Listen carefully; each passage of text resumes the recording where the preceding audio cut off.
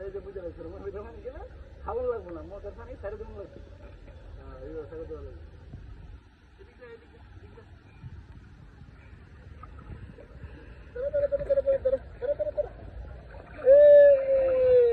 আমি পেরেছি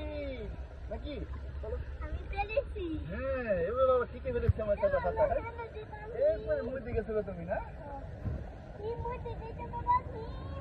না না এখন আর দেও না